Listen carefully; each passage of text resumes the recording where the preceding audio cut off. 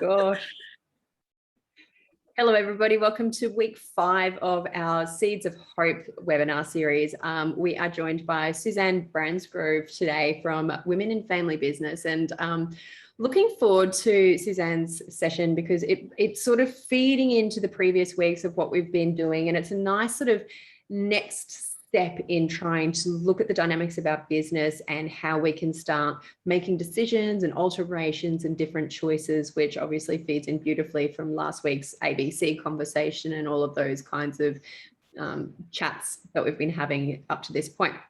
So Susanne, do you mind giving us a really quick summary of what you do at Women in Family Business? Yeah, so we support positive change in family businesses, and really in particular supporting those individuals who are focused and very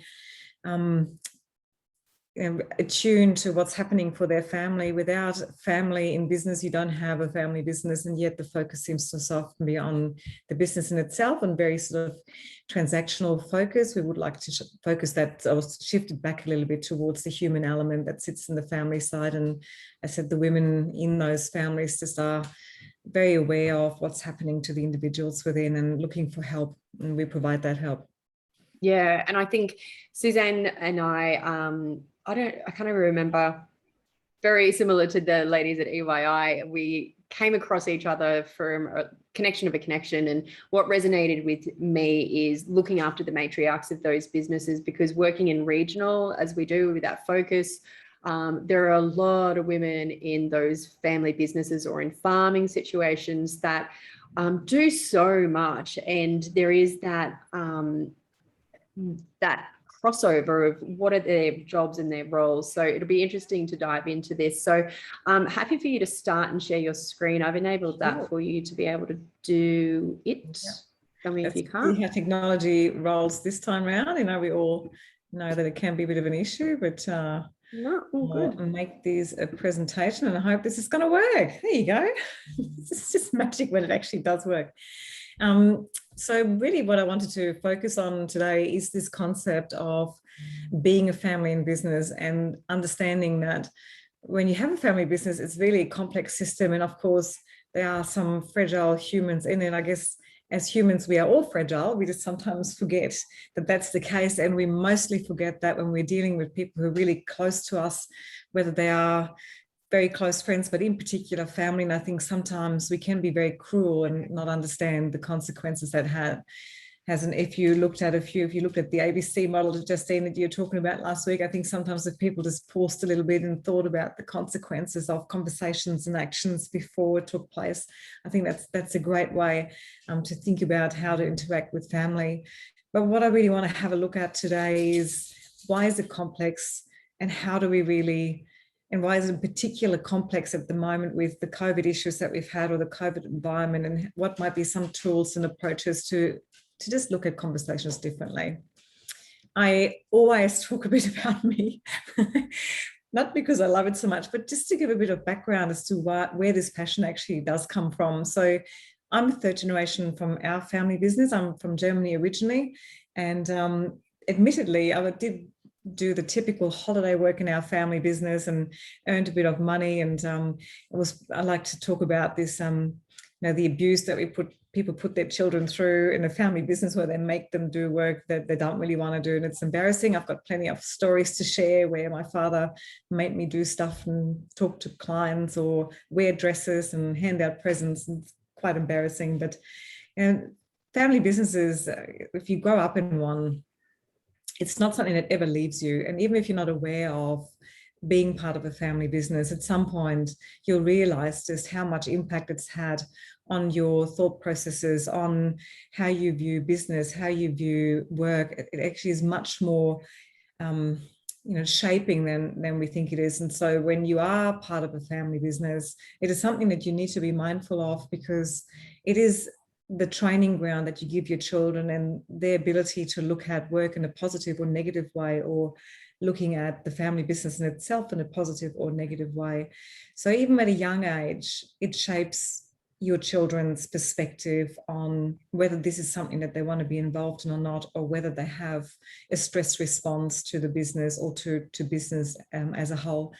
I know for me, clearly it wasn't quite that stressful, but it was something that took a long time for me to understand and recognize as to how it sort of shaped my own responses and my own views on employment, or being an employer or being an employee, in many other ways of how business should be run. As Letitia mentioned before, I mean, I've been working with family businesses for about 12 years now, and really helping them in particular with family communication and better decision making.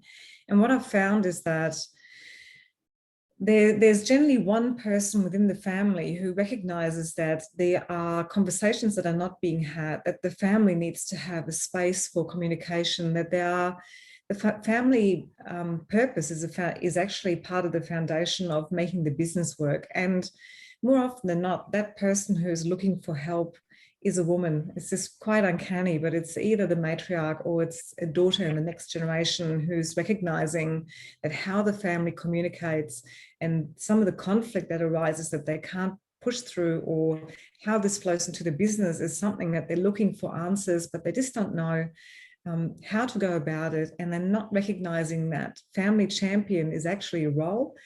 So as much as you have a business leader in every business, you also need to have a family leader on the family business front, because often the person who's best placed to make the tough business decisions might not be the person who is best placed to lead the family through necessary change or to support them when they have needs. So this family champion role is critical. And that's why this Women in Family Business Network came about, because I felt that if we could support more family champions, which most of the other women, to recognize that that's a real need and a role, and help them create a voice for that, and help them with approaches and with understanding what it is that they're working through, and how to maybe shape conversations differently, or even how to take better care of themselves, then that would have to be a great place to start from to help more family businesses survive into the future. From a statistics perspective, often we cite this statistic around 70% of family businesses don't make it through the second generation. And look, that's a little bit skewed because there are businesses that wouldn't make it anyway. But it doesn't take away from the fact that many family businesses break when the next generation has to make decisions together and they've never been taught how to do that, or when the conflict takes over, or when the family system is so toxic that the people within it just can't sustain in the long run. So there are real reasons to really support the family side in more detail, and the Women in Family Business Network does exactly that. So we want to empower women, and also all those that support them, whether it's the men around them or the advisors around them, experts around them, people who are passionate about supporting family businesses as a whole, to really become these champions of these unique issues and complexities that families deal with, and provide really just some tools, content, conversations, and just a safe network to really grow. So that's really how we've come to be.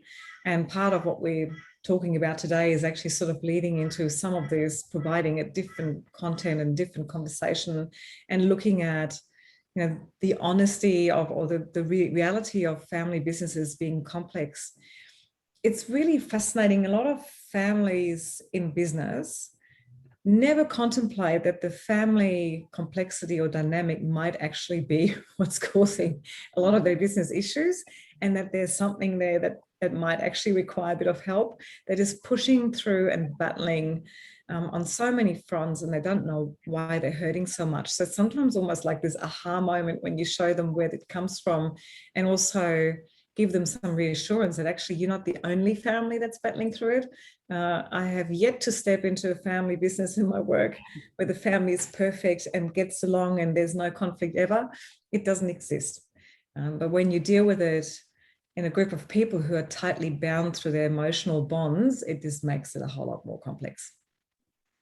Now, what I found last year is that COVID has thrown up some particular additional stresses into family businesses. And whilst everybody goes, well, yeah, of course, what we sort of found is that there's a real reason why families in business need support now more than ever.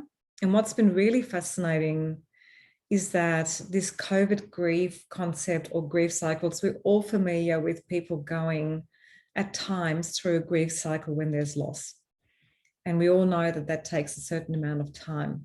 What I've never seen in my work before is that every single person of every family, business, and generally families, would go through grief in the last 2 years. There isn't one person in a family who isn't impacted by this. It's just that our triggers or what impacts on us is different. So of course, for 15-year-old, not being able to see schoolmates or missing out on a formal or missing out on overseas holidays is deeply impactful and creates grief cycles. And while they're going through a grief cycle, dad might be going through one because the business has just lost clients. So he's going through it, and mum might be going through it for a different reason, and the little brother might be going for it for something else. And what that meant is that every person was going through something, but was at a different stage of the cycle. And just because you finish that cycle doesn't mean that there isn't another one following straight after. So generally you have an anchor within the family. One person go through grief. Often mum is the one who holds it all together. But in this instance, it's just been this continuous grief cycles for everybody. And I think sometimes we haven't really stopped and giving ourselves some credit for what we're actually putting ourselves through, in particular when your livelihood and your entire family well-being also comes from the business that creates its own grief cycles. And not just that, all the families in the business and the suppliers and clients are also going through all of this grief. So it's just been this incredible impact that people have been trying to navigate, and not probably quite sure how to create a framework where you can support each other in a way. So it's not that one person's grief then triggers another person. So it's just been an incredible amount of pressure on all involved. And I've been seeing families crumbling and things really starting to come to a head. And there were more and more businesses looking for conflict resolution, or families and business, because they've been able to hold it together until then. But if you didn't have any relief from it, I think that's sort of really what brought a lot of things to a head. So that's been something that's been standing out for me. The other thing, of course, is these psychological safety and the triggers that we go through on the SCARF model. So depending on what your triggers are, but status, clarity, autonomy, relatedness, and fairness or equality, well, we get triggered all the time now, because especially around clarity, autonomy, and fairness, every time we turn on the news, there's bound to be something that's going to be triggering us. And at what point in our society have we been in an environment where we didn't have autonomy of choice, where we didn't get to shape our own path? And all of us on here have just been talking about, wouldn't it be nice if the borders open to go to Queensland? I would love to go back to Germany to see my family. We've all got things that we have no control over, and this has just been this melting pot. And so on top of that, there are all of this grief, the triggers, all of this is happening repetitively. And then we've got interlinking systems in the family business where all of this just starts overlapping and creates a real, sort of a pressure cooker to a certain extent. And what that really looks like is, you have a family as a collective, and you've got individuals within it, and you've got the business. And they're not there might be three different things and three different systems, but they overlap. And there's no complete separation of that. And so what you have is you've got triggers and different elements, and there's a contamination of that, an emotional contamination that sort of lives in the overlap. And I sort of mentioned this before, something might happen in the business, but what tends to happen in a family business is it comes into the family because the implications for the family might be quite large, and it shows up at the dinner table, and the conversations that are happening at the dinner table about what's happening in the business and the fear or the triggers or the problems that arise are overheard and lived through by all the individuals in that family, no matter what age.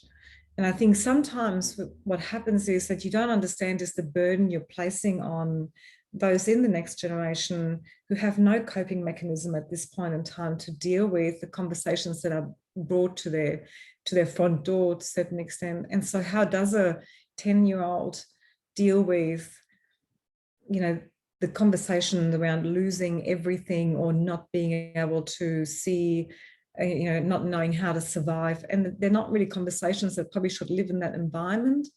So being mindful of having conversations where they belong and shielding individuals from some conversations, but making them part of others is something I feel that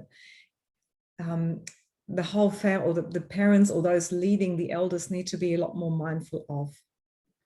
As mentioned before, you don't want to start triggering individuals within it because the flow-through effect, you need to understand the flow-through effect. So what I sometimes sort of say is, if individuals in the family are struggling, are constantly triggered in grief cycles and are really not coping, it has a flow-through effect to the family.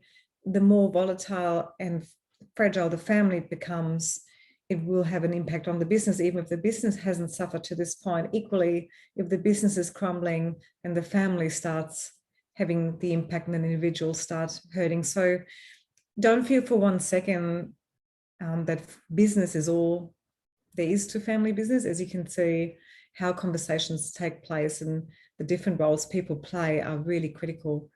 Sometimes we just forget that a child needs to be a child, or that a brother wants to just be a brother, or that as parents, sometimes you also just need to be that. So that is really where complexity often comes from. And really what I tend to find is that communication really is the key to all of that. And communication needs to have purpose and it needs to be regular. And so what I mean by purpose is to be mindful of, as I mentioned before, that your business conversations are within a business environment. And even if you're working from home, separating the business conversations from other family members is quite important. So there needs to be time for family connection and support. And that's something that's been lost in the last few years. Everything has been around damage control or dealing with problems often. So the family needs to have its own space, connection and support. There needs to also be the space for personal growth. And I'm so glad with what Letitia, what you're doing with Seeds of Hope. Of course, there's been plenty of exactly that. It's about, personal growth is so critical to balance this individual element. And it's important to also think about what are the personal growth conversations, not just for self, but also for those next generation members within your family. What is it that they can learn through this journey? What is it that they should learn through this journey? And what is it that you actually don't want them to learn at this point in time? And from a business perspective, pull your head out of the operational side, which can be so, so difficult at times, but be a lot more strategic for that. That's sort of, really separating conversations out. So as much as the three circles interlap, it might be possible or should be possible to pull the conversations into three different areas and give them all the space that they deserve, so we don't have the overlap that currently sort of occurs. So that's really what I tend to find. But the reality is 95% of effort, time, communication and investment in family businesses is linked to the business operation. So when mum and dad sit at home, what do they talk about? What happens in the business? It leaves 5% for being strategic and looking at the long term and how to approach issues. And 5% therefore, 5% shared between strategic and what the family is dealing with and how the family needs to address issues, and then what's actually left for the individuals. Very, very little. So there's just no balance in family businesses, in particular in the last 2 years. So 95% is probably a bit much. Would be nice 50-50 on the family and on the business side. It's probably not going to be possible, but starting to change where time is spent is really important, whether in COVID times or even outside of that. In particular, for all of you in New South Wales and Victoria coming out of what you're coming out of, the natural tendency at this point would be just to go hard and put all your energy into business and make up for lost time. But the question then is, what's the cost on the flip side of that? So probably just a bit of caution to make sure that you're not forgetting about making time for self and making time for your family, because what you don't want to end up with is in a year's time with problems within your family or with burnout for individuals that you probably hadn't planned for. So just a little bit of caution on that front, because the reality is that all good decisions in family businesses come on a foundation built on communication and trust. And mostly what I tend to see is that people go immediately into the outcomes. And I just mentioned this before. What are we going to do from a strategy, and how are we going to do this or do that? So it's all about outcome driven, but really making sure that communication is looked at first and that trust is always maintained is quite important. I mentioned before the concept of family systems sometimes being quite difficult to navigate. And I also mentioned that I haven't seen a perfect family yet. Most families I step into have problems around trust and communication. It just depends on how deep that goes. And I'm sure it doesn't surprise you when I mention that in about 80–90% of families and business that I step into, the trust and communication has been eroded to a point where mental health issues are incredibly high. There's substance abuse issues, so there's alcohol abuse, drug abuse, and personality disorders to an extent that is frightening. Mostly when you talk to family businesses, and I'm sure for your own families and business, it's not something that is easy to address. It's something that we mask. It's something that we don't show to people on the outside world, but it is what will undo your family and your business in the long run.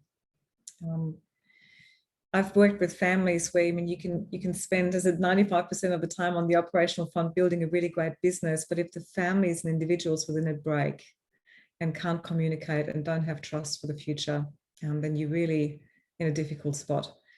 So one of my favorite phrases is probably related, and it comes from Family Firm Institute. It was a 76-page paper on professionalizing family businesses or helping family businesses into the future. Favorite quote: relationships trump process, process trumps structure.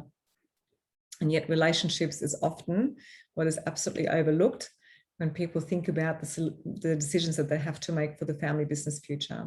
So just would love to focus everybody on taking a breath and having a think about where your family sits when it comes to communication and trust, how strong the family is on vision and values, the foundation that really, that you make your decisions from, whether you have processes that are built on communication, trust, vision, and values that can then create the outcomes and the decisions that you need to make for the long-term future, rather than rushing into structuring, deciding based on, just the here and now, not the long-term kind of perspective that the family needs to have. It is something I do instill in all the families I work with, and it requires extra effort and time. It is the most rewarding process for people to go through, but it's also very confronting. There's no doubt about that. So where do you actually start to create a different communication platform for your families? So how do you go from running really hard, making decisions the way you've always made them, spending 95% of your time where you're most comfortable, which is in the business operation, to a place where your family can learn to communicate and bring their problems to the forefront? So this space where family members can share what their grief is, where they're having issues, where they have been triggered, where they do need some help, because often there's no space for this at the moment. So how do we create that? So the first thing is to identify where communication really is, and at that point committing to create space for regular family communication. From there, then it's to separate the segments. So, okay, so where are we at? We're communicating in the business, we need to make room. let's commit to it.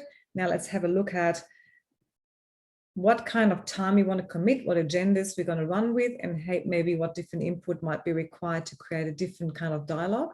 So I put there, consider getting help, because sometimes it's really difficult to change how you have conversations if you've got the same players in the room all the time. One of the things I often hear is people talking about, we're going to have a family meeting, and then you're 2 minutes into the family meeting and then they're talking about business issues that have popped up and operational concerns that need to be addressed and how to deal with something. And so the family side of things is completely forgotten pretty much immediately. It sometimes can help to bring outside advisors in to support you in family conversations, business conversations, or even coaches on an individual perspective to make sure you have the discipline to really have the conversations you need to have. And then just really be consistent. The more regular people are in their communication and topics, the more deconflicted these conversations become. I tend to find that often, and I'm not quite sure if this is an Australian thing, because of course, being from Germany, we tend to be a little bit more forthright, but there seems to be this notion that anything that might be a difference of perspective is immediately considered conflict. And then people bottle it up and are already worried about and making assumptions about what the other family member is going to say and how difficult this is going to be. So by the time people come to this conversation, they're already so heightened and so anxious around the conversation to have that we can, you can only guess where this is going to go. And they've never learned to table conversations. So by making room for it, by creating agendas for it and making it regular, and what I sometimes sort of joke with people, when you actually start helping them or first have these conversations, what people learn is that their nose doesn't start bleeding when they have a difficult conversation, and actually learn to hear each other's perspectives and look for a solution together, and then move through that point, and then actually don't have to address that problem again. You've done it now and you've gone through it. But that only works if you make regular time for it. Ad hoc doesn't work. Jumping people and pushing a conversation onto people, as you know, doesn't work. So let's actually create that regular framework of conversation where it's required. And so really the first step, as I said, is identifying. It's this honest appraisal where you really spend your time, and to complete perhaps a log to see what happens in your family and how much time you are spending on checking in with family, understanding what family purpose is, what the family wants to achieve, how the family supports its individuals and solves problems, and if there's actually any time spent on listening to individual issues. So it really is a matter of identifying it first, and then also looking at not just where you spend your time, but also how you communicate. So just because you feel good about the conversation that you have with your family doesn't mean that others feel the same.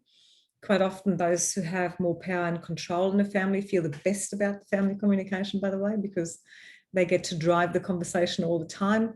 But it might leave people feeling triggered, rejected.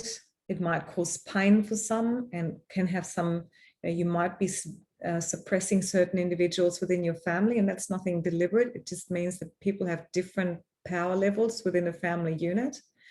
So we've got a bit of a communication scoreboard or analysis that we make available and work with our families on. So say, hey, here's a way for you to have a look and give everybody a voice in how they experience communication within the family and their role and their ability to influence. So it really is a matter of just doing a bit of an overview, status quo, recognize that there are differences, and then agree on improvement areas. And that will be a great way of scheduling forward agendas for the family to work on family communication and learning how to create a better framework of communication, which often also flows into the business. So which is quite handy to have as well. Sorry, I'll just quickly add in there, because I think that activity, even if your family isn't even if your business isn't a family business, like for you, even if you're the own operator in that family dynamic, it still overflows to the family. So having those same conversations and even doing that scoreboard would still be relevant, even if your family is not technically in the business as well, because they are inadvertently, if that makes sense. Because I think there's a lot of people who the children are, as you say, getting overflow effects of your decisions, but may never be part of that business process as a technical family business either. Does that make sense? Yeah. To me, it does. Yeah. Because I just think, you know, for me, like bringing some awareness as well to my son, who's only 3 years of age, how can I be really conscious of the conversations that I have around him now? Because I grew up with my parents having a business, and I just related so much to what you were saying, how many subconscious patterns and belief systems and values were created from dialogue that they had around me based on how well or not well that business was going. So relationship with money, for example, that relationship with money was formed based on those conversations they were having around me. So bringing that level of awareness around it so early would be amazing. And I think that's individually, we've each got a role to, you know, manage how we do it, because we can't control other people. But if you make those changes and you have that self-awareness and you can apply some of those tools that we've had in the previous week where we've learned those, that's a really good step to creating that change. Yeah. No, thank you for that. And it is so true, that concept of, I think sometimes we just don't, you know, every conversation we have, every decision that we make, every action that we take has an impact on tomorrow, and it has an impact on the people around us. And as I said earlier, being mindful of inclusivity, conversations where they belong, really understanding the influence that we have, I think is just a critical part. So yeah, thank you for adding that, Tisha. And I guess also not just within your family, but also staff. Like one of the, we'll touch on this. Someone emailed in a question earlier who couldn't make it, but the dynamics of the relationship of your family and how that impacts on other staff operating in your business is something that I think, you know, a lot of people could resonate with. Yeah, and funny that you say that, because the next slide actually looks at well done. This concept of, and I know this is probably a bit, and some of the words might not relate to everybody, but the separating of, in particular, the family side from the enterprise or business side is such a critical thing. So again, it's just, all it really is just separating the three circles out, because, and understanding where the overlap will then occur. I call this governance. You actually govern the overlaps, but to be able to do that well, you need to have the separate conversations and the decision making and the input in a way that it is meaningful. And as mentioned before, what tends to happen is there's 95% of time spent in the family enterprise, as you might want to call it, or where the business operation lives. And of course, if you've got a lot of family members working in the business, then all the family issues and all the conflict amongst family members plays out in the family enterprise assets or in the trading business and impacts on staff. And so the only way you're going to change that is if you pull the conversation where it belongs, which means you might not have a family council, depending on the size of the family, but the family meeting that I mentioned beforehand, to actually understand what family issues are and the kind of decisions and responsibilities the family has, and how family behaves in the business shouldn't get decided in the business. It needs to be decided in the family, and there are rules that sort of flow from the family as a collective making decisions on the basis of what they feel is right, that then needs to be incorporated and needs to be able to hold in the business. Look, you can make this as complex as you like. There are actually different variations on this, which looks at much larger businesses. It can be very simple, family meetings, individual growth, and I'll look at that in a second. Or you can, you know, the bigger the business, the more disciplined do you have to be about this. There need to be separate conversation if you're an owner, to where the board sits strategically, to what the CEO does, to what your business operation is, and that's completely separate to who the family is, what their purpose is, because really the business is a vehicle, and you need to look at the vehicle objectively and make decisions that way. Because if you break the vehicle because of family issues, then what happens is that, you know, the more family members rely on the vehicle to operate, the more people are at risk. And we don't look at an investment we have shares in Commonwealth Bank, and you need to look at your own family business the same way. You need to look across at the enterprise and say, this is our vehicle. This is our biggest opportunity, our biggest risk. We want it to be strategically and performance focused. We want the best people to look after our business, and we want to make sure that everybody views their role and the responsibility in it. And responsibility means also not bringing family issues into the business and poisoning, you know, that vehicle. That's the only one that you've got. So you can sort of see how important separating conversations is critical from a personal well-being perspective to be able to deal with issues, but it's equally as valuable to keep the business and to be able to have a performance focus on your business. One of the most difficult things is that families quite often run an inefficient business because they're not seeing it as that. So it becomes intertwined, and it can't be. I know that sounds really tough, because I know most families in business love their family businesses. It is an extension of them, but there's a bit of discipline required. And I think what I have seen is when people are a bit disciplined around this, it has a phenomenal calming effect on the family and a great performance impact on the business. So there's a madness behind this method. Is that the right way to put it? Sometimes as German, I sometimes change my method behind the there's a method to your madness. Thank you. I knew what you meant. I also sometimes talk about, in my book, it's actually you conquer and divide. Apparently it's divide and conquer, I learned after many years. So apparently the German method is to actually conquer it first and divide it up. But anyway, it's never quite worked for us, by the way. So how you actually do that is, I said, be disciplined, set meeting days and agendas, make sure you make room for all of those different areas. It will take extra time and effort. There's no doubt about that. If you feel you need help, don't be afraid to ask your advisors and find good people who can help you with that. What I tend to find is daily huddle, monthly board meetings. Actually, there's a weekly management meeting in there. Initially, monthly family meetings, you might stretch that out, and then 6 monthly shareholder ownership meetings, and then family council meetings and assemblies, depending on the size of the family and operation separately. But as a minimum, daily huddles, monthly management, that's your operation. A weekly management, that's your operation. Monthly board meeting is strategic, and your family meetings really give your family the ability to support each other and to make room for the individuals to have a place to bring themselves into it and to have a voice and not be drowned out by the business. I think where I see it quite often is that the business is this extra child that the father just loves so much more. And next to the business, do the children not have any place, and find it very difficult to have that voice and to be able to share and be and have a place where they can bring their issues and feel that they're acknowledged and that there's room for that. So that's my recommendation, and you need to be really consistent with that. So that's how I tend to find it works. So some last kind of tips is that look, a family business is a complex system, and so family systems theory, or bone family theory, looks at family systems in more detail. The difficult things is you can't escape the system.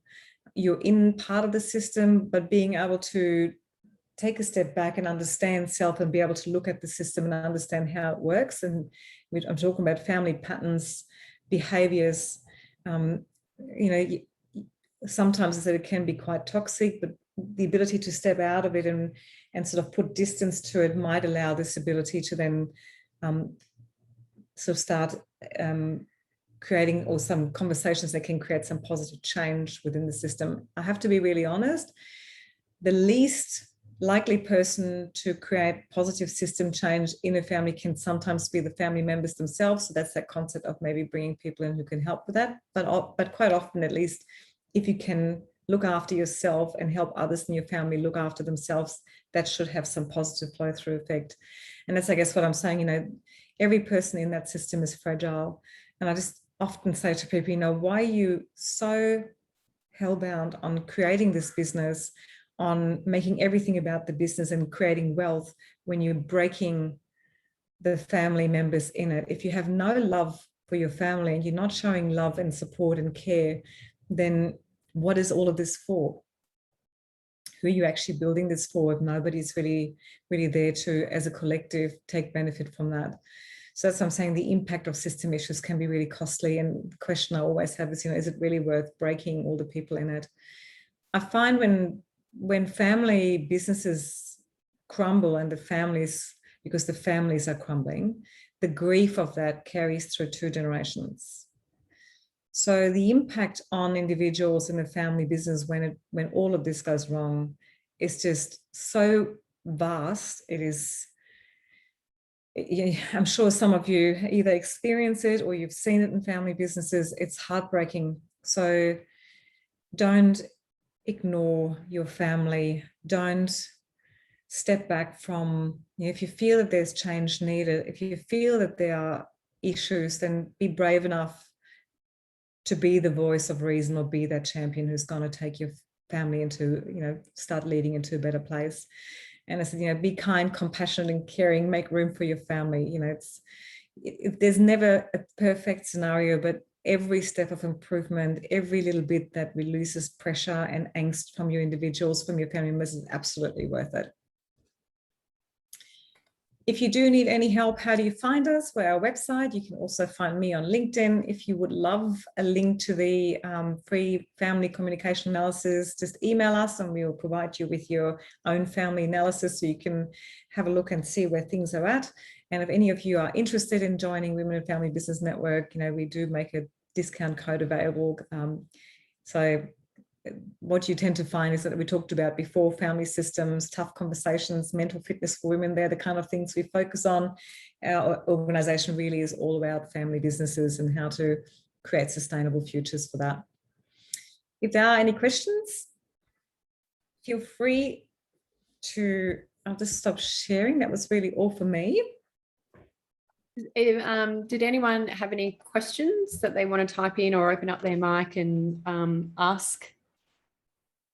I think while no one's typing yet. Feel free to type those in or open your mic, like I said. But I think one of the interesting things that came out for me is that there's all these triggers that can come up for individuals, and I'm speaking from my own personal experience watching this in a family farming environment, so much resentment that gets built up over years and decades and generations. And sometimes it's over something so small that happened one Christmas 25 years ago, when it's a conversation that was built up in their head and blown out, and it's affected the dynamics of that relationship and the business and all the decisions therefore. So, it's not something that's going to be fixed and healed overnight. Like anything worthwhile, you've got to keep plugging away at it and have that level of self-accountability and, leading through your change. I think that was a big takeaway for me. Did anyone have any questions? Andrew? No. See, this is why he's been hiding in the last sessions, because he didn't want to be put on the spot. No, it resonated with me, Susan. Yeah, it's probably a talk I should have been listening to 5 years ago, and maybe in a very different situation than I am now. But yeah, no, it's made a lot of sense to me. So interesting. And actually, Andrew, what you're saying is something that I hear so often.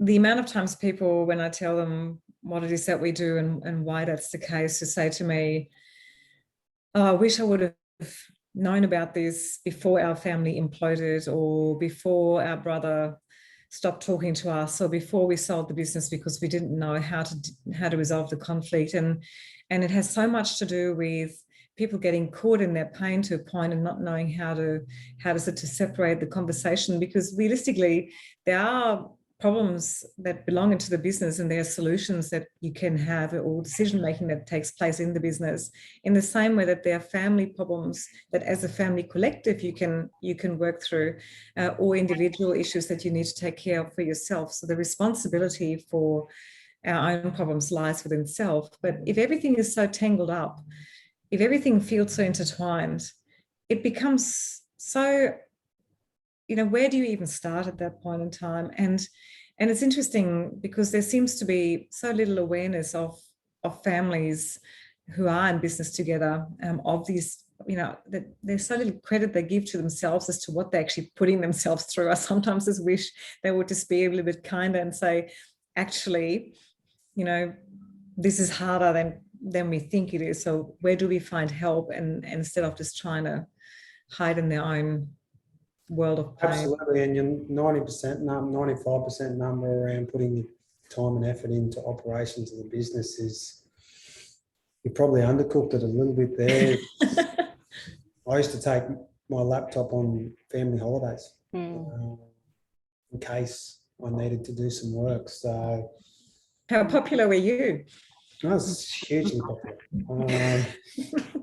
So, it resonates with me to be able to differentiate between the two, because both are equally important, and sometimes we put that business aspect in front of everything else because everyone wants to be successful and everyone wants to succeed in what they do, and sometimes we leave probably as you said, probably the most important part of our life, our family, behind.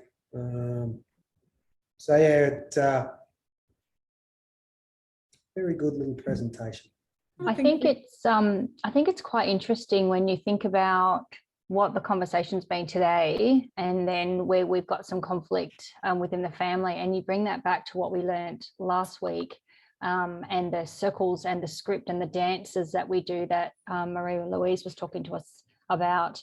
It's really interesting how you can see those, we just step into that role when we start dancing without even realizing that we're caught up in it. And so, this family feud that could be going for years, it's just programmed into our being. And so we need to be really conscious that we don't want to do that dance anymore. We want to change it. And then it's starting that process. And as Marie-Louise said, we can only control our part in it. We can't control other people's. It's so how do we change the dance so that we're not replicating those things that we haven't either enjoyed or been a part of in the past. So it's really interesting how this is all building, and they're all the steps, and it's coming together beautifully. It's fantastic.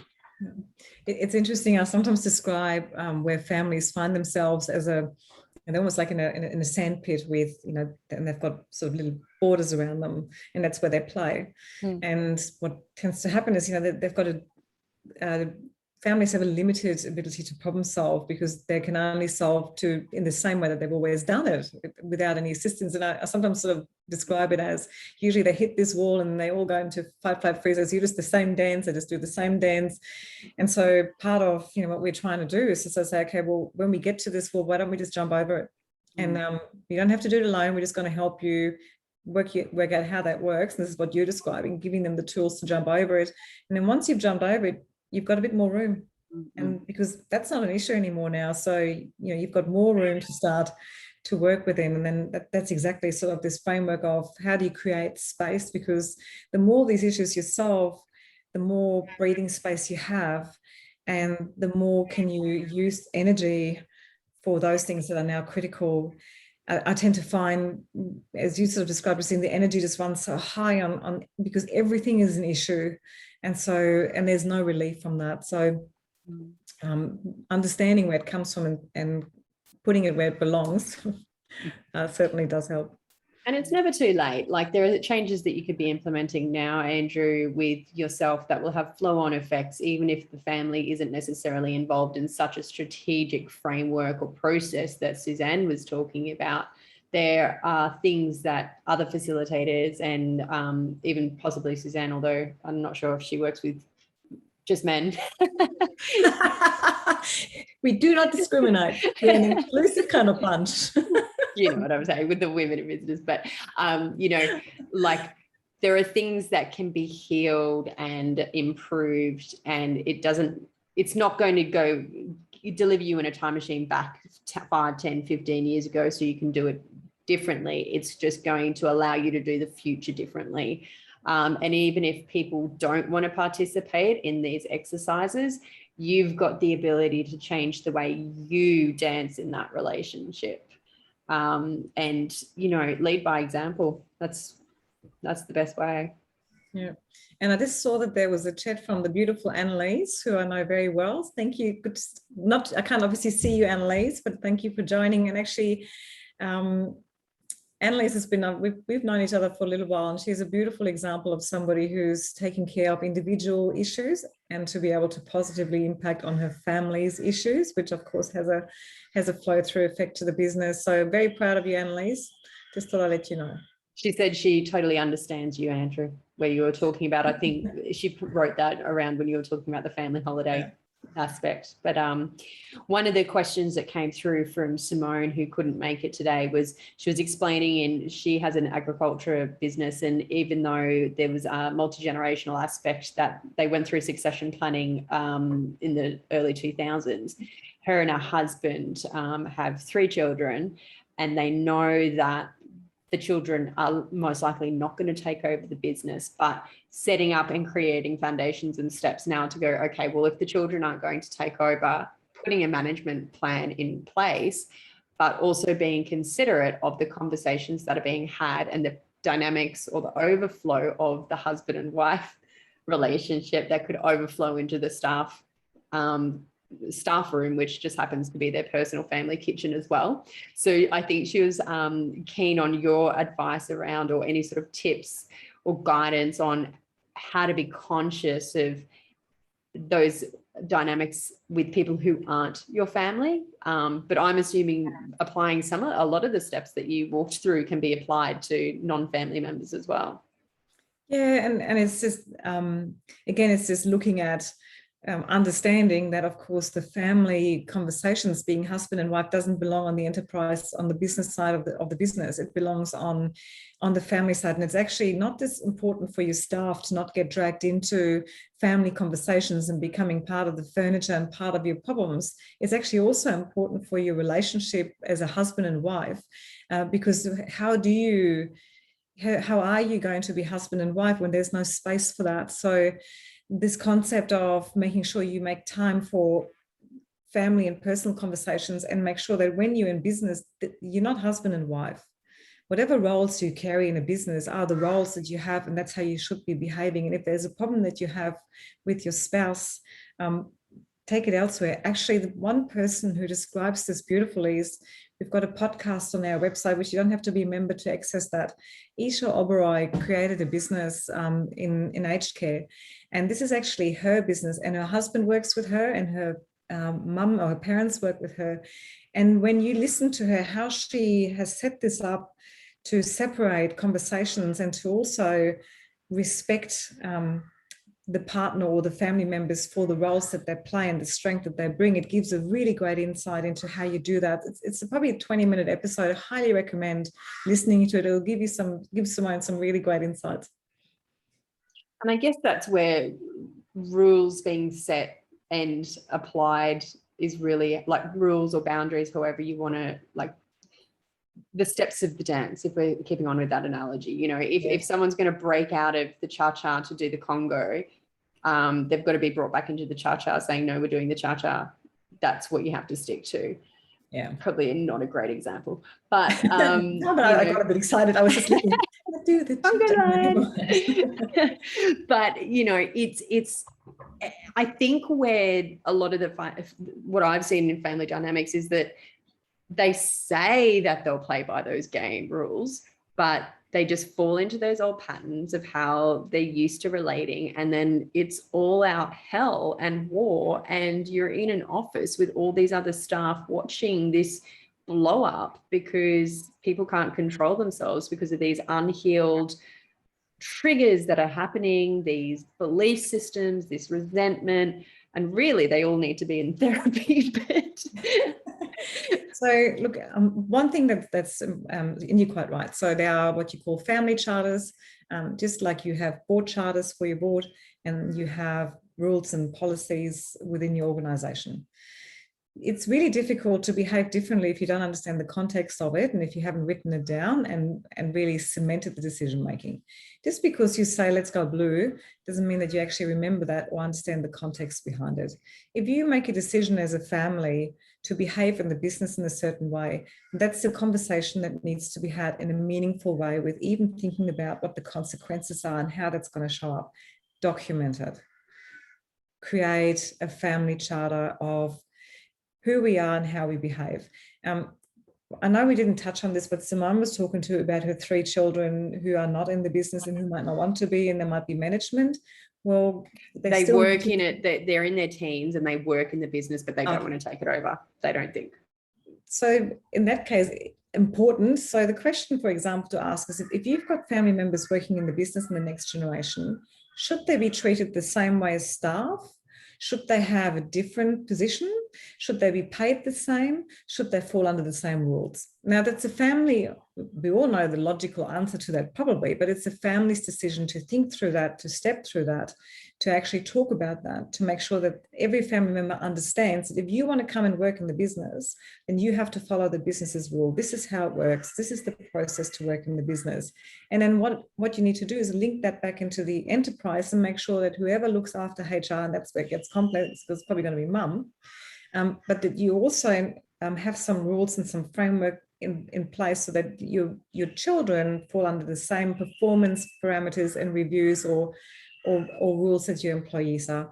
And that's that concept of, you play different roles. When you're on the family side, it's different to when you are your HR manager in the business. And the more you start practicing that, the more, it does help, because what you don't want is you don't want entitled shareholders in the future who don't understand the responsibility of making decisions for entire business. Understanding that every decision and every behavior that's displayed in the business can have an impact on those that are being fed by the business is actually really important, but it happens on the family side. You can go online and you can Google, family charters, and you can have a go working through it and working through that kind of decision making. And what that does is it raises off a lot of questions. Why can't we do it like this? Or what about that? And what you end up with are rich conversations that look at this concept of decisions, consequences, and actually it is also something that you can review. Does this actually work for us? How can we build on it?